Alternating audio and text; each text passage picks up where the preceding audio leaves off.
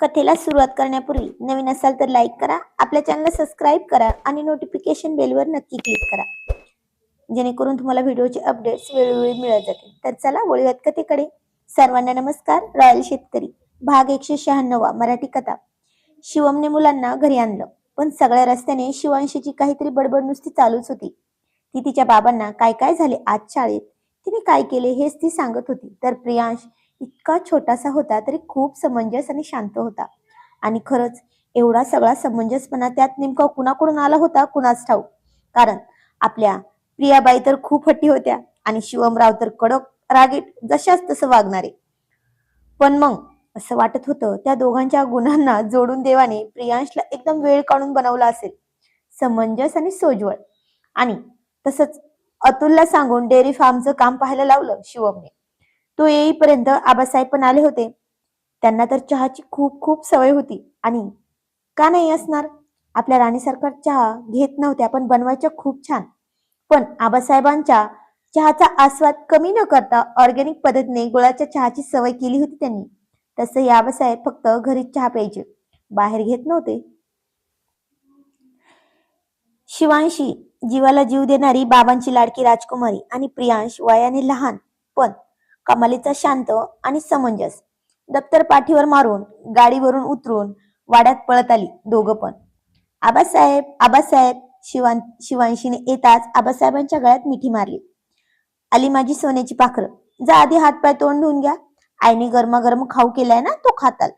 आबासाहेबांनी प्रेमाने शिवांशीच्या डोक्यावरून हात फिरवत म्हटलं. आणि प्रियांश एकदम धीरगंभीर आवाजात म्हणला, तुम्ही केव्हा आलात तालुक्यावरून? तर आबासाहेब म्हणाले, हे तासभर झाले हो. जा तुम्ही पण हातपाय धुवून घ्या. तो गेला. पण आबासाहेबांना त्याला असं एकदम शांत पाहून लहानपणीचा शिवम आठवत होता. रात्रीचं जेवण अगदी हसत खेळत पार पडलं. जेवण झाल्यावर नेहमीप्रमाणे आबासाहेब म्हणाले, चला बाळांनो, आज रात्री आबासाहेबांजवळ जुन्या गोष्टी ऐकायला कोण येतंय?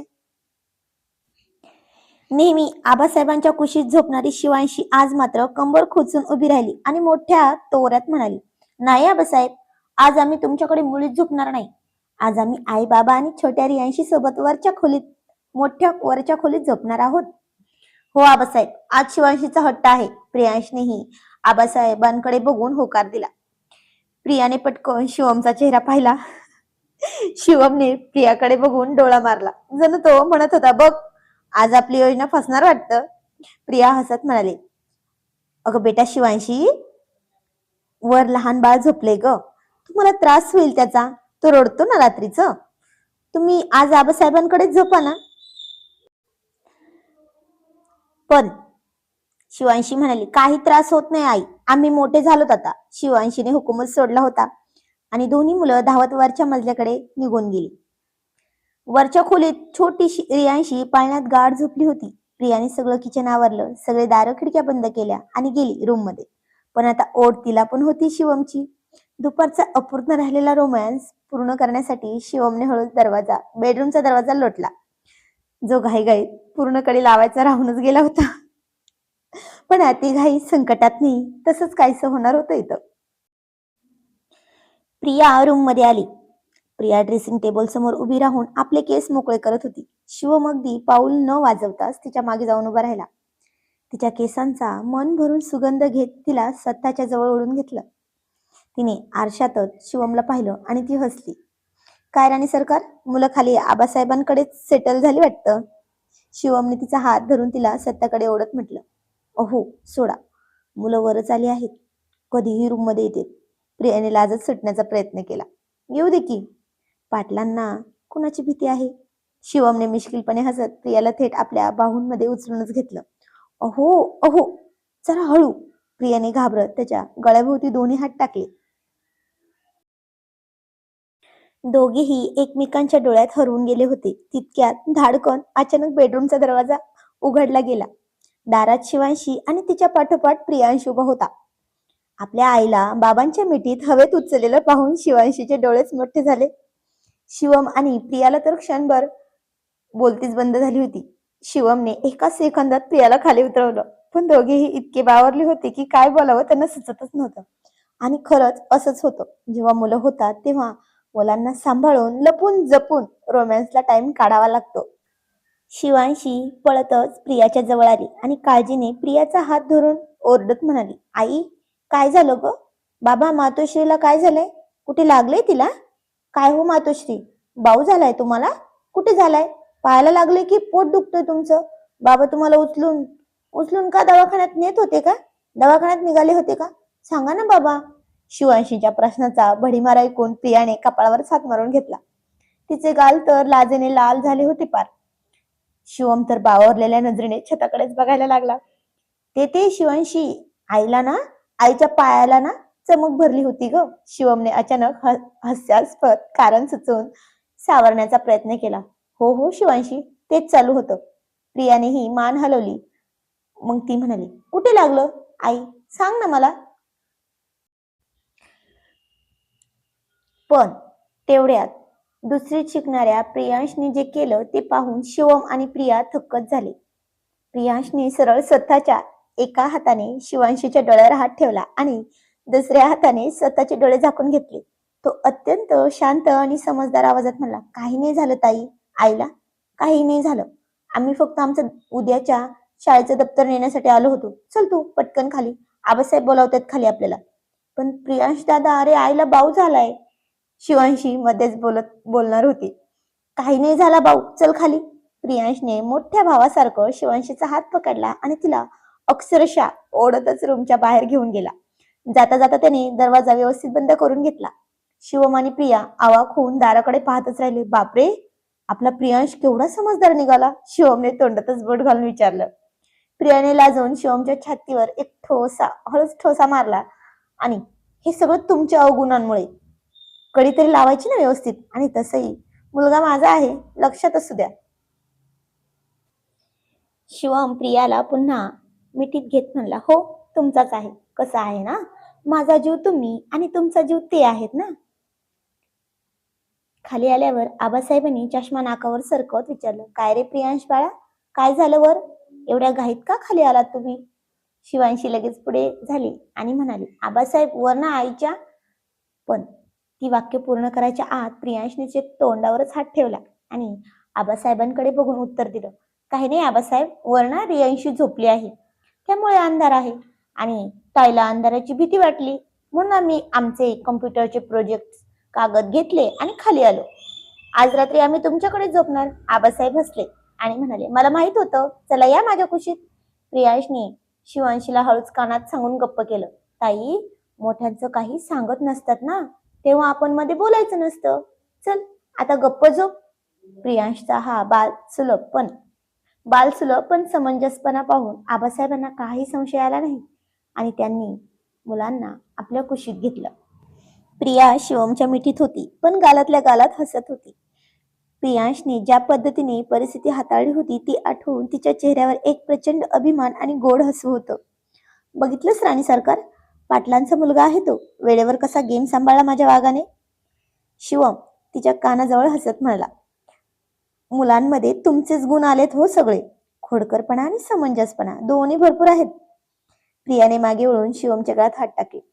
बाहेर चांदणं पडलं होतं. वाड्यात आबासाहेबांच्या कुशीत मुलं शांत झोपली होती आणि वरच्या खोलीत रॉयल शेतकरी आणि त्याची राणी सरकार आपल्या प्रेमाच्या विश्वात रंगून गेले होते. शिवमने प्रियावर खूप खूप प्रेम केले आणि ती म्हणाली, अहो बस ना आता, मीच थकले हो खूप. आणि शिवम तिला पुन्हा जवळ ओढून घेत म्हणला, ही चिटिंग आहे हा. तू काय म्हणाली होतीस की तुमचं प्रेम फक्त मुलांसाठी आहे, पण हे फक्त तुझ्यासाठी आहे. चल पटकन मी तिथे. आणि झालं, ती नको नको म्हणून त्याला अडवत होती तर तो तिला जास्तच सतावत होता. रात्रीचा तो रोमॅन्टिक आणि तितकाच गडबडीचा प्रसंग पार पडल्यानंतर वाड्यावर सकाळची ताजी हवा पसरली होती. पक्ष्यांची किलबिलाट सुरू झाली होती आणि नेहमीप्रमाणे वाड्याच्या किचनमधून गरमागरम पोह्यांचा आणि चहाचा घमघमाट सुटला होता. आबासाहेब ओसरीवर बसून नेहमीप्रमाणे चहाची घोट घेत वर्तमानपत्र वाचत होते. शाळेत जाण्यासाठी शिवांशी आणि प्रियांश गणवेश घालून तयार झालेच होते. शिवमने आता बस ठरवली होती मुलांसाठी. शिवमही शेतात जायच्या तयारीने खाली आला होता. पांढरा कडक शर्ट, कडक इस्त्रीची पॅन्ट आणि चेहऱ्यावर रात्रीचा त्या गोड आठवणींचं हलकंसं हसू. तो पण ओसरीवर येऊन आबासाहेबांसमोरच खुर्चीत बसला. काय हो शिवमराजे, आज सकाळी सकाळी चेहरा मोठा उजळलेला दिसतोय. आबासाहेबांनी चष्मा नाकावर सरकवत मिश्किलपणे विचारलं. काही नाही आबासाहेब, हवा जरा थंड आहे ना आज. शिवमने मोघम उत्तर देऊन दुधाचा ग्लास हातात घेतला. तेवढ्यात प्रिया किचन मधून पोह्यांची प्लेट घेऊन बाहेर आली. तिच्या केसांतून ओलसर सुगंध येत होता आणि चेहऱ्यावर अजूनही रात्रीच्या त्या प्रसंगाची लाली होती. तिने शिवमच्या समोर पोहे वाढले. शिवमने तिच्याकडे बघून हळूच डोळा मारला, ज्यामुळे प्रिया अजूनच लाजून बाजूला झाली. सगळेजण शांतपणे नाश्ता करत होते. प्रियांश आपलं ताट संपवण्यात मग्न होता. तेवढ्यात आपली बडबडी राजकुमारी शिवांशी चमचा हातात धरून एकदम गंभीर चेहऱ्याने उभी राहिली. तिने थेट प्रियाकडे पाहिलं आणि मोठ्या काळजीने विचारलं, आई, तुझा तो रात्रीचा भाऊ आता कसा आहे ग? नीट झाला का? आणि धस्स धस्स झालं काळजात आबासाहेबांसमोरच दोघांच्याही. शिवम पोह्यांचा घास तोंडात टाकतच होता. तो थेट त्याच्या घशातच अडकला. शिवमला इतका जोरात ठसका लागला की त्याचे डोळे लाल झाले होते. अरे बाप रे! शिवम खोकत खोकत छातीवरच हात ठोकू लागला होता. प्रियाच्या हातातला पाण्याचा तांब्या हातातल्या हातात थरथरला. तिचे गाल पार गुलाबी झाले होते. तिने लाजेने आणि संतापाने एकाच वेळी शिवमकडे आणि शिवांशीकडे पाहिलं आणि मला काही विचारू नका या आविर्भावाने ती झटकन मागे वळून किचन मध्ये पळूनच गेली. ती आता लाजेने बाहेर यायला तयारच नव्हती.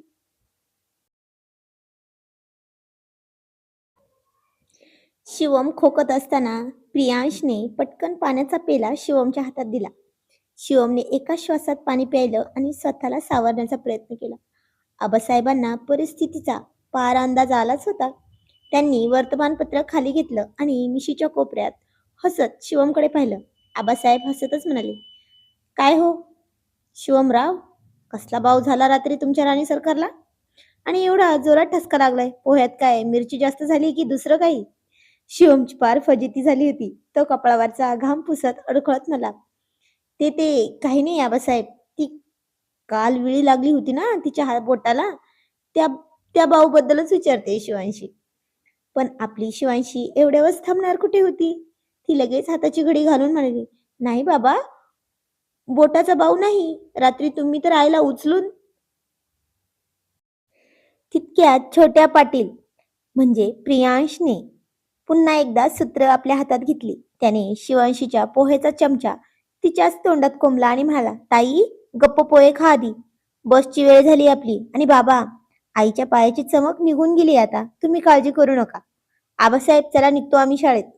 प्रियांशने ज्या बिनधास्तपणे आबासाहेबांकडे बघून शिवमची बाजू सांभाळली ते पाहून आबासाहेबांना हसूच आवरेनासं झालं. ते मोठे मोठ्याने हसायला लागले. आबासाहेब म्हणाले, वा रे माझ्या प्रियांश, बापापेक्षा मुलगा जास्त हुशार निघाला. जा पळा शाळेत. शिवमने सुटकेचा निश्वास सोडला आणि प्रियांशच्या डोक्यावरून हात फिरवून हळूच म्हणाला, थँक्यू राणी सरकारचा राजा, आज पुन्हा वाचवलंस तुझ्या बापाला. प्रियांशने बाबाकडे बघून एक मस्त ऑल द बेस्ट टाईप वाली स्माइल दिली आणि अगदी प्रियाच्या स्टाईल मध्ये म्हणाला, बाबा तुमच्यासाठी काय पण. शिवांशीचा हात पकडून तो शाळेच्या बसकडे पळाला. मुले शाळेत गेल्यानंतर वाड्यात वातावरण जरा शांत झालं होतं. शिवम हसत हसत किचनच्या दारापाशी गेला, जिथे प्रिया अजूनही लाजून दरवाजाच्या मागे लपून उभी होती. काय झालं राणी सरकार, आता बाहेर येत आहे की पाठवू तुमच्या लाडक्या शिवांशीला पुन्हा? शिवमने मिश्किलपणे विचारलं. तुम्ही गप्प बसा हो. तुमच्यामुळेच आज आबासाहेबांसमोर माझी पार फजिती झाली. प्रिया लाल पडलेल्या चेहऱ्याने बाहेर येत म्हणाली. शिवम तिचा हात धरणारच. तेवढ्यात वाड्याच्या मुख्य दरवाजाजवळ सायकलची घंटी वाजली. ट्रिंग ट्रिंग. पाटील, टपाल आलंय सरकारी. टपालवाल्या गणपत काकाचा आवाज आला.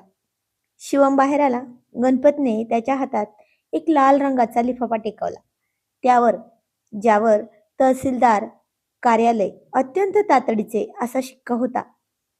शिवमने लिफाफा फोडला आणि आबासाहेबांच्या समोर ते पत्र वाचायला सुरुवात केली. पत्र वाचता वाचता शिवमच्या चेहऱ्यावरचं हसू गायब झालं. त्याचे डोळे संतापाने लाल झाले होते आणि हातातील कागद त्याने मुठीत गच्च आवळला. शिवमचा बदललेला चेहरा पाहून काळजीने प्रिया आणि आबासाहेब पुढे आले. आबासाहेब काळजीने म्हणाले, काय झालं शिवमराजे, कसलं पत्र आहे ते? शिवम संतापाने थरथरत म्हणला, आबासाहेब, सरपंचांनी आणि त्या देशमुखांनी आपला जुना खेळ सुरू केलाय. आपल्या उसाच्या फडावर आणि गोठ्याच्या जमिनीवर सरकारी सील ठोकण्याचा आदेश आलाय. त्यांनी आपल्या जमिनीला विवादित क्षेत्र दाखवून कोर्टाकडून स्थगिती आणलीय. शिवम कडक आवाजात म्हणला, माझ्या जमिनीकडे डोळा टाकणाऱ्यांची नजर कशी काढायची हे या रॉयल शेतकऱ्याला चांगलंच ठाऊक आहे. आबासाहेब, मी आत्ताच्या आता तहसील ऑफिसला चाललोय. शिवमने आपले महागडे सनग्लासेस उचलले आणि रागाच्या भरात वाडाच्या बाहेर पडला. प्रिया काळजीत पडली, कारण यावेळी शत्रू फक्त कायदेशीर मार्गाने नाही तर छुपा वार करून पाटलांना रस्त्यावर आणण्याच्या तयारीत होता. रागाच्या भरात शिवम वाड्याबाहेर पडला आणि आपल्या बुलेटला किक मारून थेट तालुक्याच्या तहसीलदार कचेरीकडे निघाला.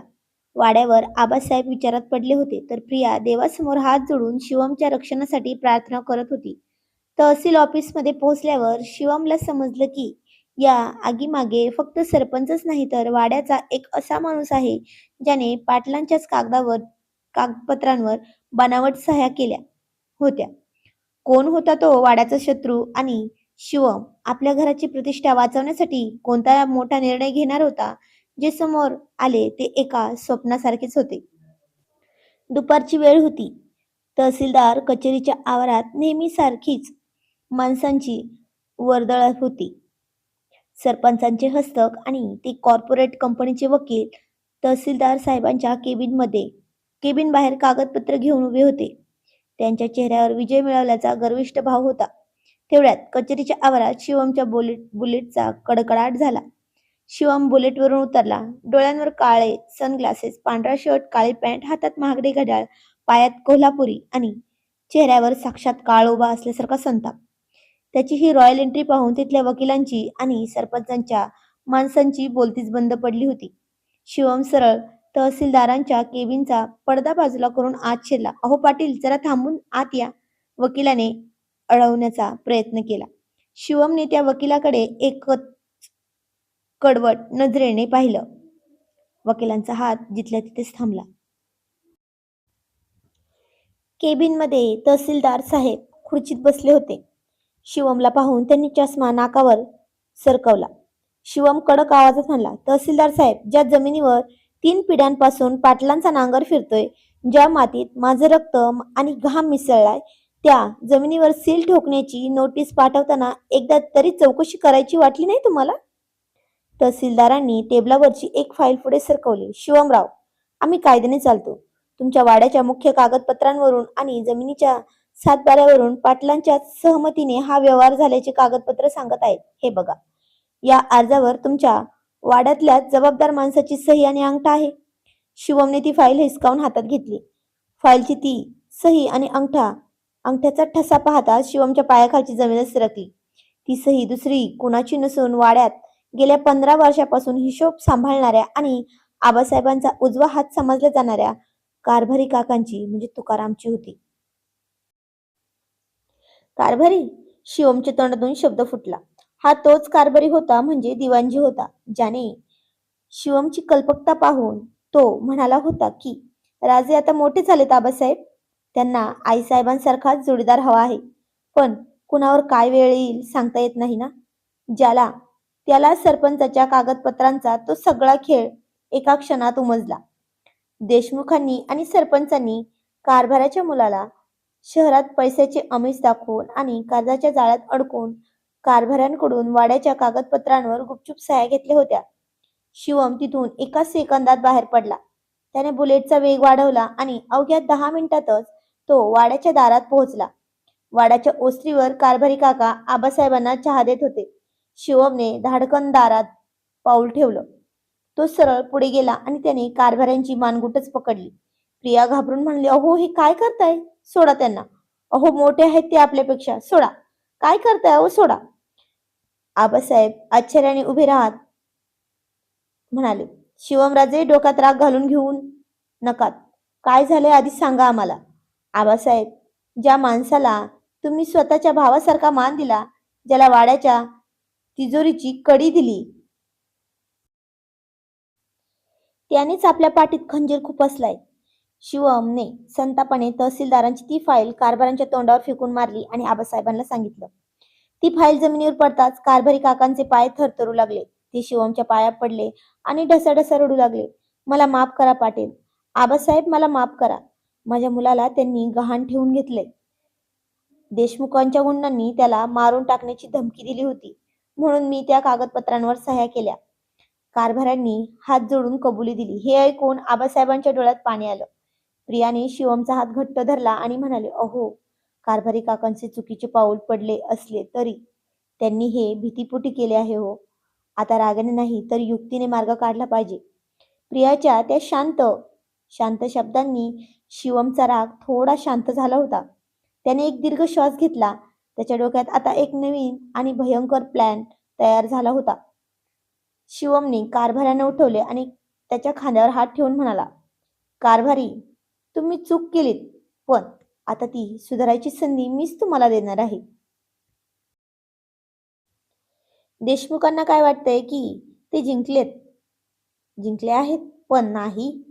उद्या सकाळी जेव्हा ते जमिनीचा ताबा घ्यायला येतील ना, तेव्हा या रॉयल शेतकऱ्याचा खरा खेळ सुरू होईल.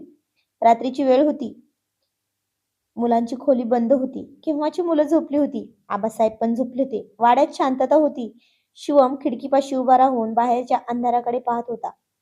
प्रिया मागून आली आणि तिने शिवमच्या पाठीवर आपले डोके टेकवले. मला माहिती आहे तुमच्या डोक्यात काय चाललंय. तुम्ही या संकटातून पण नक्की बाहेर पडाल, प्रियाने प्रेमाने म्हटलं. शिवमने वळून प्रियाला जवळ घेतलं. तिच्या कपाळावर एक हलकीशी पप्पी दिली आणि म्हणाला, राणीसारखा, जोपर्यंत तुमचा विश्वास आणि या मातीचा आशीर्वाद माझ्या सोबत आहे ना, तोपर्यंत या पाटलांना झुकवणारा अजून जन्माला यायचाय. दोघांनी एकमेकांना घट्ट मिठीत घेतलं होतं आणि तिला जरा हसवत म्हणला, तुम्ही अशा उदास राहू नका ना, चला हसा बरं. जे होईल ते पाहता येईल ना. तरी ती जरा काळजीतच होती आणि शिवम तिला क्यूट त्रास देत म्हणला, एकदा छानसं हसा, नाही तर असाच त्रास देईल ना. तर ती म्हणाली, बरं बरं हसते, आता चला घरात. दोघांनी एकमेकांना घट्ट मिठीत घेतलं. बाहेर वादळापूर्वीची शांतता होती. दुसऱ्या दिवशी सकाळी देशमुख आणि सरपंच पोलिसांचा ताफा घेऊन जमिनीचा ताबा घ्यायला आले खरे, पण उसाच्या फडापाशी पोहोचताच समोरचे दृश्य पाहून त्यांच्या पायाखालची जमीनच सरकली. शिवमने रातोरात असा कोणता डाव खेळला होता ज्यामुळे शत्रू शत्रू स्वतःच्या जाळ्यात अडकला होता आणि यात मोठा सहभाग नोंदवून आपली हुशारीने पुढे होता तो म्हणजे अतुल आणि सचिन. पण या सगळ्यांची चाहूल पण त्यांनी चैतन्याला होऊ दिली नव्हती. तर काय होईल पुढे आणि काय रचला असेल शिवमने डाव, हे जाणून घेणं खूप इंटरेस्टिंग ठरणार आहे. तर जाणून घेऊया पुढील आणि पुढील भागामध्ये. तोपर्यंत धन्यवाद आणि थँक्यू फॉर वॉचिंग.